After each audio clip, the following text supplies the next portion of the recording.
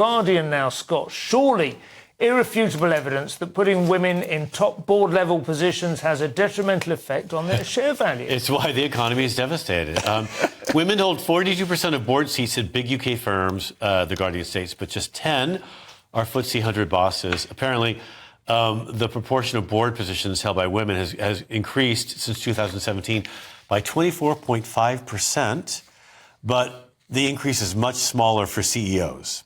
We've gone from 15 in 2011 to 21 today out of the top 100. I mean, the obvious thing to say is that there's a sort of time lag with these things, isn't it? You can't just go, OK, we want equal rights, equal opportunities for everyone, so we're going to install, 50 CEOs in FTSE 100 companies. And how many fashion boards are there?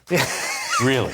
There's Burberry, there's Next. How much typing needs doing these? Exactly. How many phone calls have to be answered? They're making extraordinary progress on this front. I suppose the only way to do it is to keep the pressure in the smaller... And I bet those 21 women want to keep it that way. Yeah. They like the small number of them because they can kind of rule the roost. The girl boss. Yeah.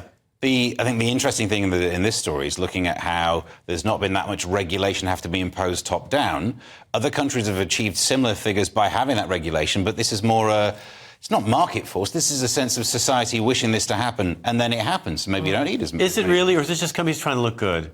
Like, look, we're Burberry, we have a woman running it. Look at us. Hello, look at us. Well, I suppose it depends if they're doing well or they do badly. There's a woman, is it Sharon White, who's running John Lewis Waitrose, and they have not had a particularly good time out of it. And I mentioned this to my wife, who has actually worked for them and knows a bit about PR, and she said, actually, she's great. None of the problems that they're confronting are her fault.